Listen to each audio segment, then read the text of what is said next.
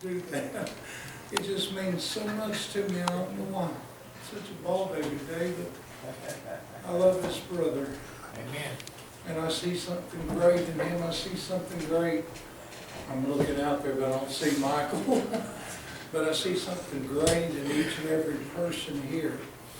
But man, when we see these gifts, these teaching gifts and preaching gifts and music gifts and whatever, then we need to sow for our own sake. Because then that's an extension. Amen. It sends them, but it lets us go with them wherever they go. We get to be a part of everything that goes on that they do. When they leave here and go somewhere else, we won't be there, but we'll have a part of that. Amen.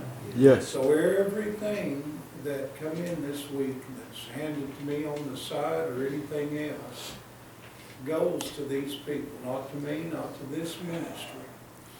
And I'm thankful because there's spots all over the room that take care and sow and help us with what we're endeavoring to do. And I kind of prayed about doing this in quiet and secret, so what you do in secret, God will reward you openly. But I felt like the Lord wanted me to tell you, Monty, that you're going into a brand new day. Amen. And you've been hit. I've talked to him on the phone and spent hours on the phone where he got kicked and in the head with a mule, wasn't it? And kicked him, and he lost his mind. I mean, he literally just couldn't think. He said, I can't think. He would just cry. And then, I don't know who else, but me and Mike in the plane at different times would get on the phone and we'd pray with him, pray for him, and I pray for him off the phone. And just little by little, and I see such a restoration in you today. Hallelujah. The enemy tried to completely wipe you out and all the other hail and storms that broke loose from that. And I've been wanting a good guitar for a long time. And I promised my wife I wouldn't give this one away. But I just believe everywhere you play this, I'll have a little piece of that. And I want you to have this guitar, brother. And I love you.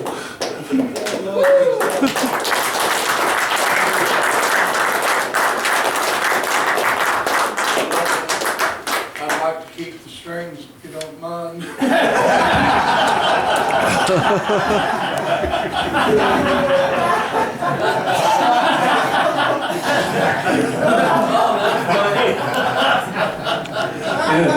And the capo.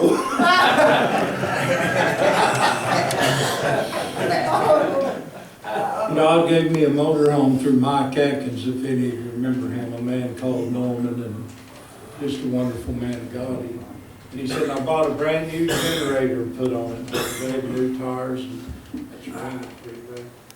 And he said, I want you to come over to Southern Illinois and get it. So I went over and he set up some meetings, and we did some meetings and preached. I got to meet Norman several times. If you've ever heard that story, but gave me that motorhome, and I was heading home, and I thought, oh, this is nice. And the Lord said, yeah, but it's not your motorhome. He said, it came to pass. I looked down at the title right there, and I thought, well, I got the title, he gave it to me. You know, I was wrestling with my own mind, I wasn't wrestling with God.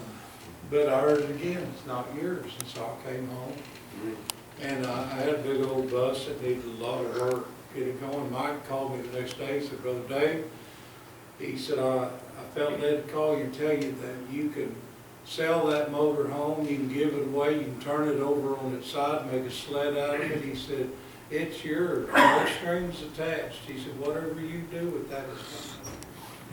And I thought, well, I'll sell it and fix my bus. And said, the Lord said, no, it's not your bus.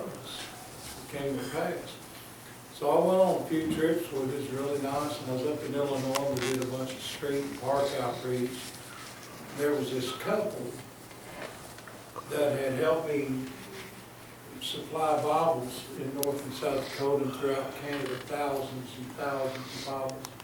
One little pastor was pastoring 35 home groups and he was just wore out driving old junk cars, and they helped me get him a car. They helped me get several people cars up there in ministering, and I watched their new vehicles, where they usually traded in every year or so. They began to just drive the same old vehicles and keep them. So over 10 years, still driving the same van, is rusted up. He rebuilt it.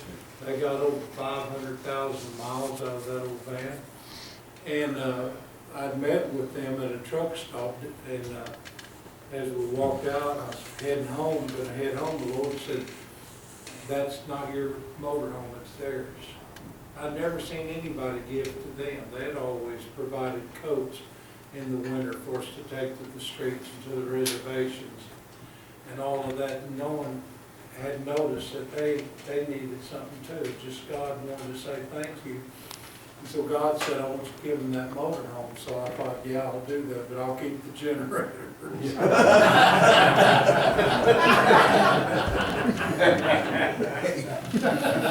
And you may not believe it, but I heard God say, "No!"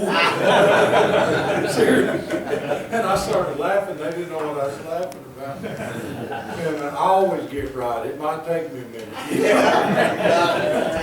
And so I told him, I said, "Why don't you park your van here? We'll let the manager know." And I said, "Ride to Oklahoma with me and drive your motorhome back." And the woman, Fanny, she said, "Oh, I wish." I said, "No need to wish." I said, "That's what God just said."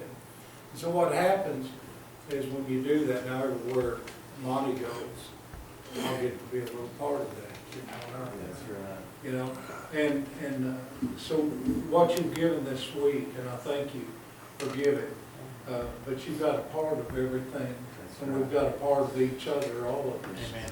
and what we're doing. And I'm so grateful.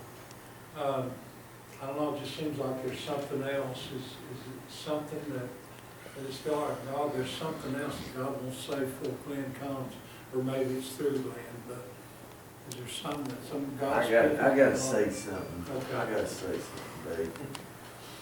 Can I talk a little bit? Well, cost extra. Cost extra, that's all right. I got it. The Lord's been good to me. You know, I rode up here with Curtis, we call him T-Bone, and he came from a rough place. Spent some time in the penitentiary, and Jesus met him through David at the park one day. Literally changed his life. He's a completely different man. He's got tattoos all over him. I don't care. I've been around tattoos all my life. But he got to talking about the outlaws. He said there's 1% of outlaws. 1%. And these people are not part of a gang. The gang's a part of them. And whatever that gang does, they're in it.